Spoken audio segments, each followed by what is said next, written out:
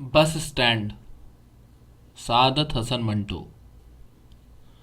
वो bus stand के पास खड़ी ए रूट वाली बस का इंतज़ार कर रही थी। उसके पास कई मर्द खड़े थे।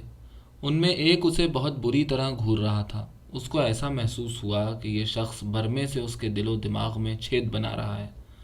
उसकी उम्र यही 20-22 बरस की होगी, लेकिन इस पुख्ता साली के बावजूद वो बहुत घबरा रही थी। जाड़ों के दिन थे, पर उसके बावजूद उसने कई मर्तबा अपनी पेशानी से पसीना पोंछा। उसकी समझ में नहीं आता था क्या करे। बस स्टैंड से चली जाए, कोई तांगा ले ले, या वापस अपनी सहेली के पास चली जाए। उसकी ये सहेली नई नई बनी थी। एक पार्टी में उनकी मुलाकात हुई और वो दोनों एक दूसरे की गिरविदा हो गईं। ये पहली बार थी कि वो अपनी इस नई सहेली के बुलावे पर उसके घर आई थी। नौकर बीमार था, मगर जब उस सहेली ने इतना इसरार किया था तो वो अकेली ही उसके यहाँ चली गई। 2 घंटे वो दोनों गप लड़ाती रहीं। ये वक्त बड़े मज़े में कटा। उसकी सहेली, जिसका नाम शाहिदा था, उसने उससे जाते वक्त कहा, सलमा, अब तुम्हारी शादी हो जानी चाहिए। सलमा शर्मा सी गई। कैसी बातें करती हो शाहिदा, मुझे शादी नहीं करना है। तो क्या सारी उम्र कंवारी रहोगी? कंवारी रहने में क्या हरज है? शाहिदा मुस्कुराई। मैं भी यही कहा करती थी, लेकिन जब शादी हो गई तो दुनिया की तमाम लज्जतें मुझ पर आश्कारा हो गईं। यही तो उम्र है जब आदमी पूरी तरह शादी की लताफतों से हज़नदोज़ हो सकता है। तुम मेरा कहा मानो, बस 1-2 महीने के अंदर दुल्हन बन जाओ। तुम्हारे हाथों में मेहंदी मैं खुद लगाऊंगी। हटाओ इस छेड़खानी को। शाहिदा ने सलमा के गाल पर हल्की सी चपत लगाई। ये छेड़खानी है? अगर ये छेड़खानी है तो सारी दुनिया छेड़खानी है। मर्द और औरत का रिश्ता भी फजूल है। मेरी समझ में नहीं आता कि तुम एक अजली और अबदी रिश्ते से मुनकिर क्यों हो। देखूंगी कि तुम मर्द के बगैर कैसे जिंदा रहोगी। खुदा की कसम, पागल हो जाओगी, पागल। अच्छा है जो पागल हो जाऊं। क्या पागलों के लिए इस दुनिया में कोई जगह नहीं? इतने सारे पागल हैं, आखिर वो जूं तू जी ही रहे हैं। जूं तू जीने में क्या मज़ा है प्यारी सलमा। मैं तुमसे कहती हूँ कि जब से मेरी शादी हुई है, मेरी काया ही पलट गई है। मेरा खाविंद बहुत प्यार करने वाला है। क्या काम करते हैं? मुझसे मोहब्बत करते हैं, यही उनका काम है। वैसे अल्लाह का दिया बहुत कुछ है। मेरा हाथ उन्होंने कभी तंग होने नहीं दिया। सलमा ने यूं महसूस किया कि उसका दिल तंग हो गया है। शाहिदा, मुझे तंग न करो। मुझे शादी नहीं करना है। मुझे मर्दों से नफरत है।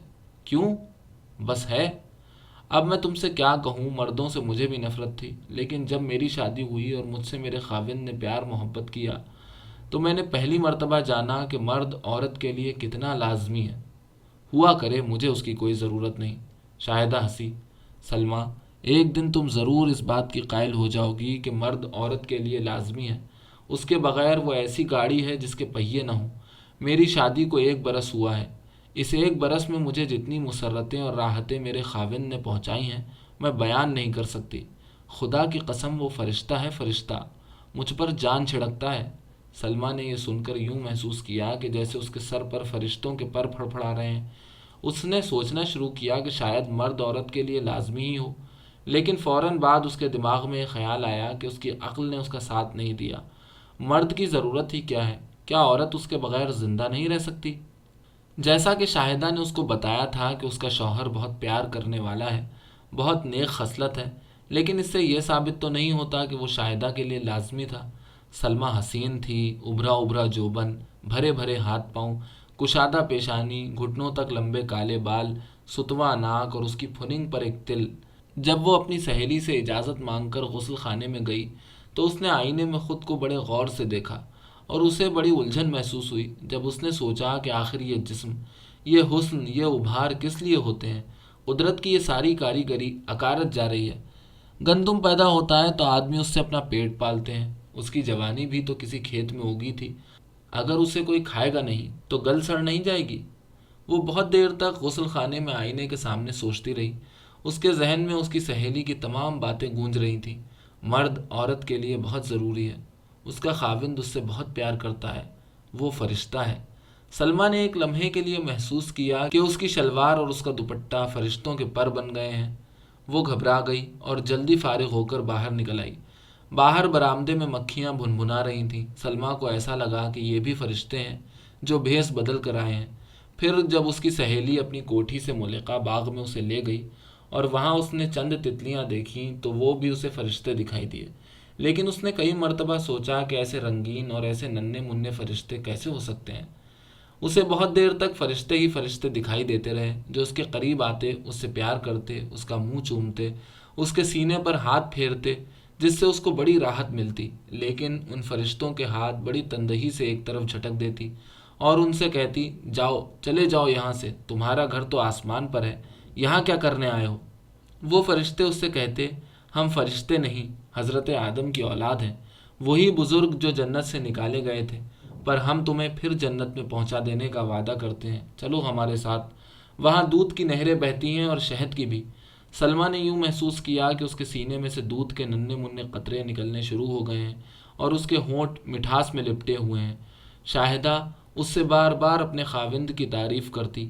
اصل میں اس کا مدعا یہ تھا کہ اس کے بھائی کے ساتھ سلمہ کا رشتہ قائم کر دے، مگر گھر پر یہ پہلی ملاقات تھی، اس لیے وہ کھل کے بات نہ کر سکی۔ بہرحال اس نے اشاروں کنایوں میں سلمہ پر یہ واضح کر دیا کہ اس کا خاوند جو بہت شریف اور محبت کرنے والا آدمی ہے، اس کا بھائی اس سے بھی کہیں زیادہ شریف النفس ہے۔ سلمہ نے یہ اشارہ نہ سمجھا، اس لیے کہ وہ بہت سادہ لوح تھی۔ اس نے صرف اتنا کہہ دیا، آج کل کے زمانے میں شریف آدمیوں کا ملنا محال ہے، تم خوش قسمت ہو کہ تمہیں ایسا خاندان مل گیا جہاں ہر آدمی نیک اور شریف ہے۔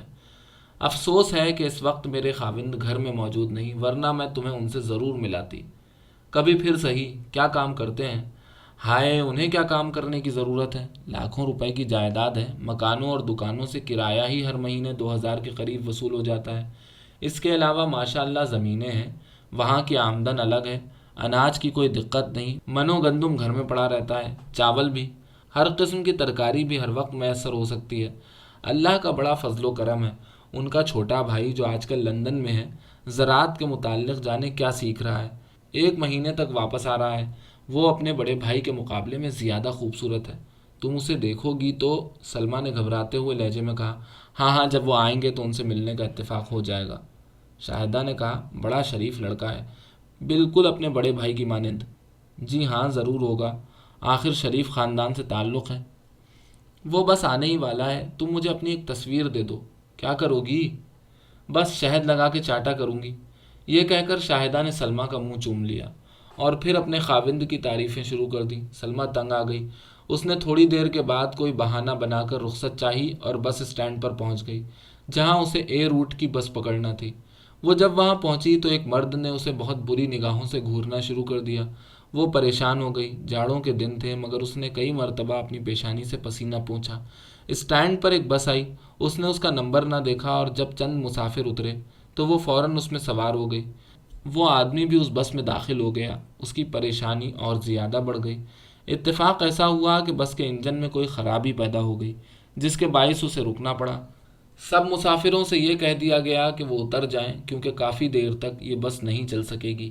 سلمہ نیچے اتری تو وہ آدمی جو اسے بہت بری طرح گھور رہا تھا، وہ بھی اس کے ساتھ باہر نکلا۔ سڑک پر ایک کار جا رہی تھی، اس نے اس کے ڈرائیور کو آواز دی، امام دین۔ امام دین نے موٹر ایک دم روک لی۔ اس آدمی نے سلمہ کا ہاتھ پکڑا اور اس سے کہا، چلیے، یہ میری کار ہے، جہاں بھی آپ جانا چاہتی ہیں آپ کو چھوڑاؤں گا۔ سلمہ انکار نہ کر سکی، موٹر میں بیٹھ گئی۔ اس کو ماڈل ٹاؤن جانا تھا، مگر وہ اسے کہیں اور لے گیا۔ سلمہ نے محسوس کیا کہ مرد واقعی عورت کے لیے لازم ہوتا ہے، اور اس نے اپنی زندگی کا بہترین دن گزارا۔ گو اس نے پہلے بہت حیل و حجت اور احتجاج کیا، مگر اس آدمی نے اسے رام کر ہی لیا۔ 3-4 گھنٹوں کے بعد جب سلمہ نے اس شخص کا بٹوا کھول کر یوں ہی دیکھا تو اس میں ایک طرف شاہدہ کا فوٹو تھا۔ اس نے ہچکچاہٹ کے ساتھ پوچھا، یہ عورت کون ہے؟ اس شخص نے جواب دیا، میری بیوی۔ سلمہ کے حلق سے چیخ نکلتے نکلتے رہ گئی، آپ کی بیوی؟ شاہدہ کا خاوند مسکرایا، کیا مردوں کی بیویاں نہیں ہوتی؟